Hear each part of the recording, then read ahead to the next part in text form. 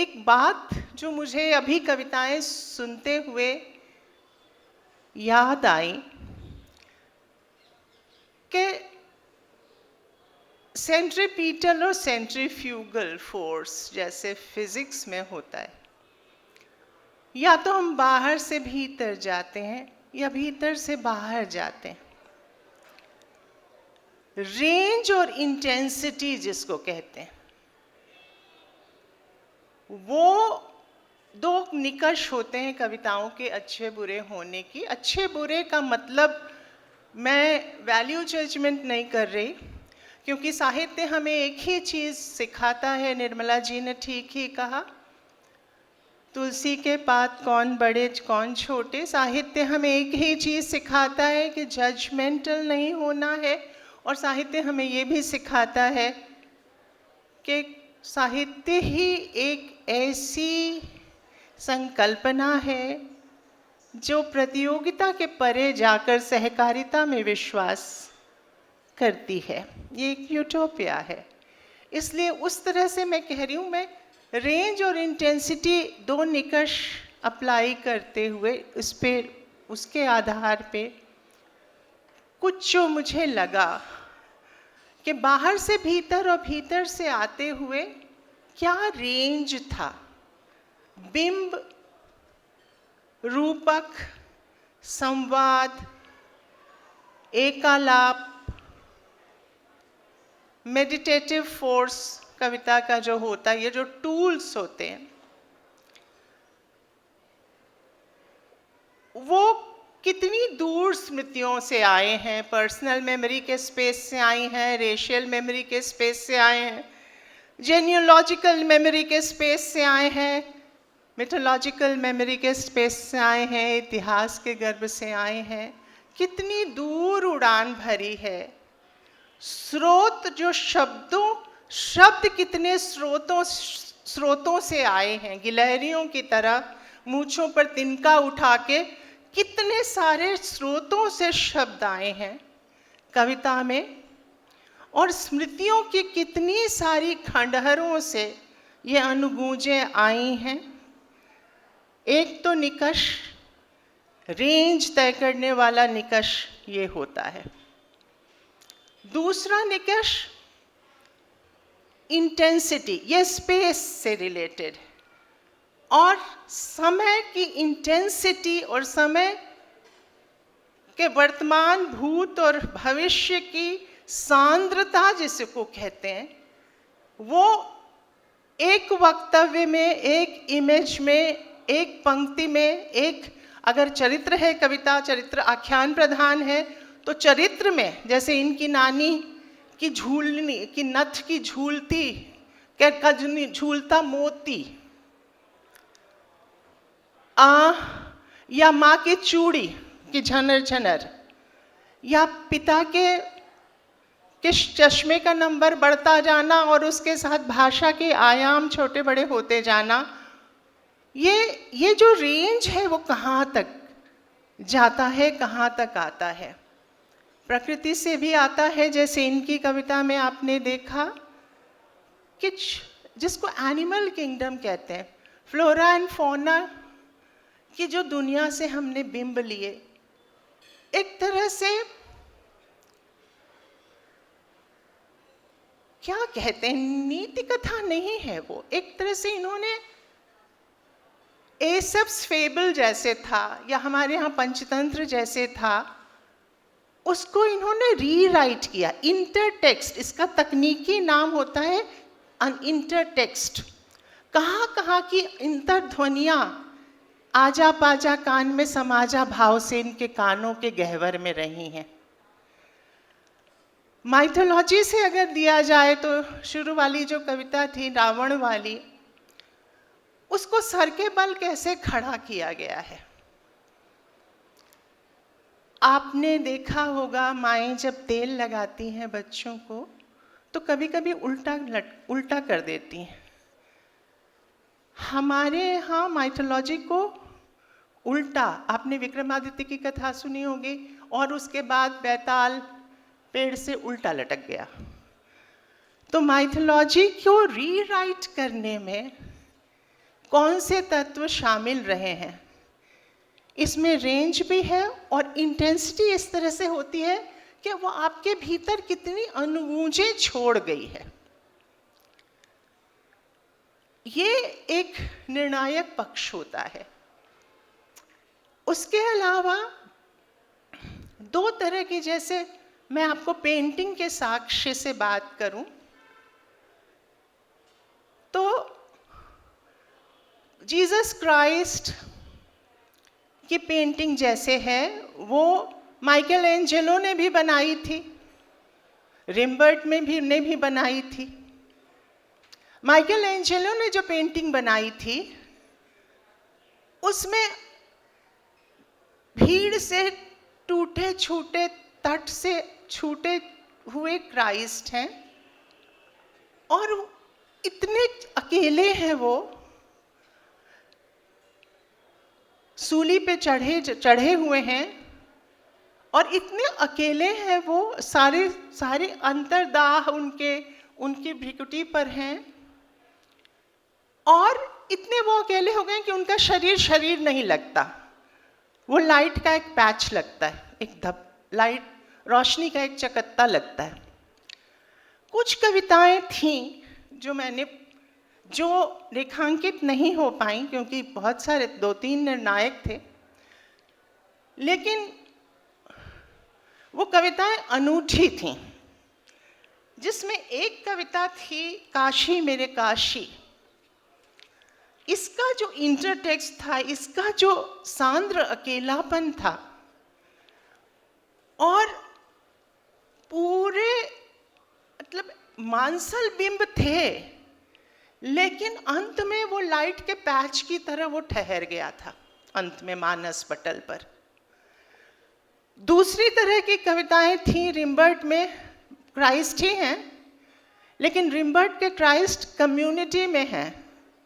वो किसी भीड़ में, जैसे अभी हम लोग बैठे हुए हैं, वैसे ही कहीं भीड़ में कम्युनिटी के आदमी हैं, भीड़ के आदमी हैं, भीड़ के पीछे बैठे हैं और जिसको हम लोग मैन ऑफ द बिलोंगिंग, जो बिलोंग करता हुआ आदमी है, जो किसी कम्युनिटी से, किसी इतिहास से, किसी समय से, किसी संदर्भ से इतना अधिक जुड़ा हुआ है कि वो उससे कट नहीं पा रहा है, उसके पास अकेलेपन का संत्रास नहीं है।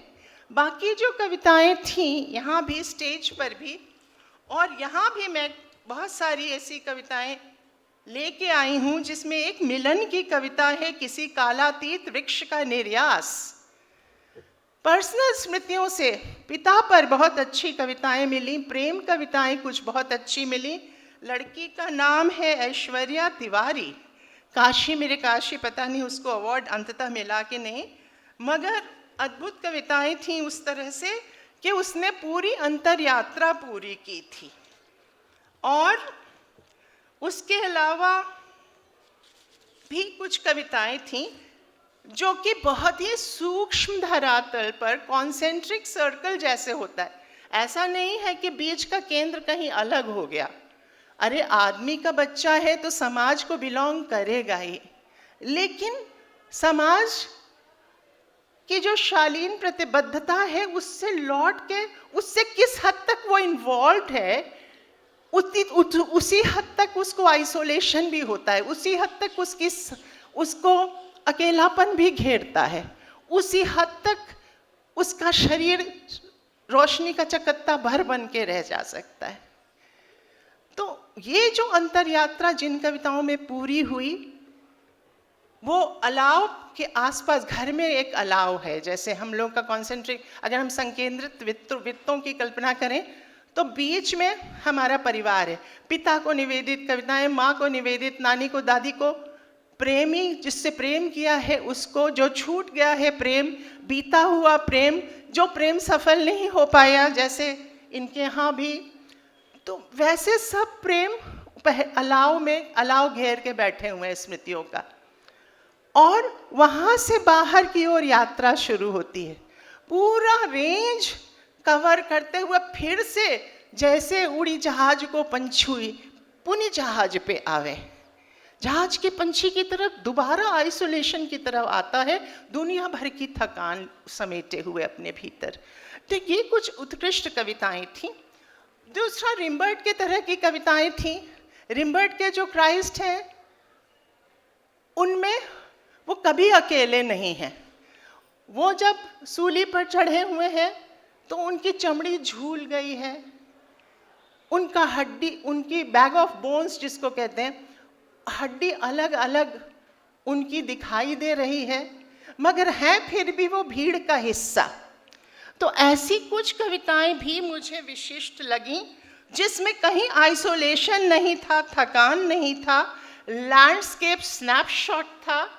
इसमें पानी लाती स्त्रियां एक कविता मुझे दिखाई दी, कनेर का फूल दिखाई दी, एक काम करने वाली, घर में काम करने वाली स्त्री पर कविता थी, एक अतिथि पर कविता थी, बहुत सारी ऐसी कविताएं थीं।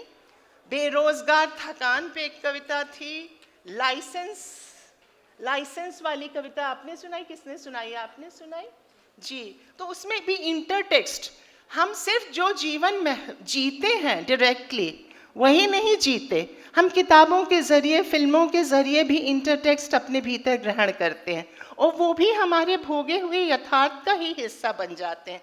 तो जिसको आनंदवर्धन ध्वनि कहते थे, उससे एक लीला रचती हुई सी कविता। कविता एक रणभूमि है, जैसे कि वहाँ पर उनकी कविता में एक रणभूमि है, तो कविता एक लीला भूमि भी है। तो लीला रचती हुई कविता और लीला के साथ रणभूमि का वो कर देना, ये सच की वाड़ है। आधा खुला है, आधा बंद है। ये पूरा एहसास सत्य का कि हम जो भी हमारी चुनौतियां हैं, वो हमारा अवसर कैसे बन सकती हैं। ये जो अंतश्चेतना के महाद्वंद्व हैं, उनको इन छोटी छोटी बच्चियों और बच्चों ने पकड़ा है। मेरे लिए बहुत गौरव की बात है। प्रमथ जी, आरती और हमारे कार्तिकेय के लिए भी कि हे मेरी उत्तरा, ये पता नहीं किसकी कविता थी, ये भी माइथोलॉजी से संवाद, माइथोलॉजिकल मेमोरी से संवाद करती हुई कविता थी। इसकी एक पंक्ति है, चक्रवर्तियों की सभा में पासों से तुम्हारी नियति को खेल न जाए कोई राजवंश, तुम्हारा दांव पर लग जाना मेरे पौरुष पर घाव सा न लग जाए, इसी चिंता का नाम महाभारत है।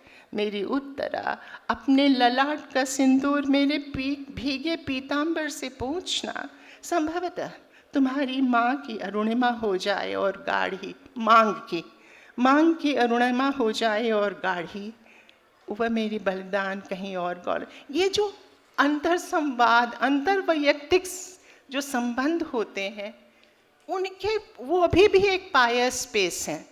उसमें एक आदमी जो मरने को कटिबद्ध है, मरना ही है, वो कैसे पलट के देखता है पत्नी को। इस तरह के बहुत सारे संदर्भ हैं। बोधिसत्व, पता नहीं, एक दिवांशी सिंह की कविता है जिसको कहते हैं कंट्रोल ऑफ डिक्शन। ये कितना अच्छा है, आप देखें। तुम्हारा हृदय ही तुम्हारा बोध गया है, तुम्हारी आंखें निरंजना नदी, तुम्हारा आत्मबल ही पीपल का वृक्ष है और तुम्हारा संघर्ष ही तुम्हारा बोधिसत्व। मैं स्त्रियों से कह रही हूँ, तुम्हें नहीं है आवश्यकता गृह त्याग की। अब ये कंट्रोल ऑफ डिक्शन, अंग्रेजी में कहावत है, too much pudding spoils the chokes the dog. तो बहुत ज़्यादा विस्तार में न जाके संक्षेप में सार मर्म कह देना इस तरह से कि वो हृदय पे रह जाए उसकी छाप। जैसे गोबर जब थापते हैं तो हथेलियों की थाप, जब कोहबर आता है तो भी हथेलियों की थाप।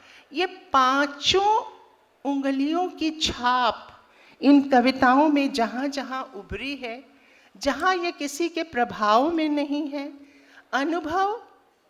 अपने अनुभवों के आलोक में अपने जितने इंटरटेक्स्ट हैं उनके साथ खेलती हुई कविताएं हैं। वहाँ मुझे संभावनाएं अधिक दिखी हैं। जहाँ और मुझे उम्मीद से मैंने इनके नाम नोट कर लिए हैं, आगे भी कहीं इनकी कविताएं छपेंगी तो मैं इसके इनसे मन संवाद रखूंगी। और मैं क्या कहूँ, इस उम्मीद के साथ कि कविता आदमी को प्राइमरी इनोसेंस के स्टेज में ले जाती है, मनुष्य को मनुष्यतर बनाती है। इतने सारे कवियों का यहाँ शामिल होना एक युवा पाठ में या एक मंच पर, ये मेरे लिए एक बहुत आंतरिक आह्लाद का विषय था कि इतने सारे लोग भीतर से बुद्ध, क्राइस्ट और एक संबुद्ध प्रबुद्ध व्यक्ति बनना चाहते हैं। पोइटिक्स मतलब क्या, एस्थेटिक्स और एथिक्स, ये जो दोनों हाथ पकड़कर घुमरी परैया खेल जाएं तो पोइटिक्स बनता है। सौंदर्य की चेतना और नीति की चेतना, एक महीन सी नैतिकता जो कहीं उपदेश न रहे। गोरखनाथ कहते थे, हब की न बोली बा, थप की न चली बा, धीरे रखी बा पाँव। कविता कभी पुलिसिया बूटों से नहीं चलती, थप थप करके नहीं चलती, हबक के नहीं बोलती। जिन्होंने वाणी इस तरह से साधने के यत्न में अपनी यात्रा शुरू की है, मैं उन लोगों को हृदय से आशीर्वाद देती हूँ।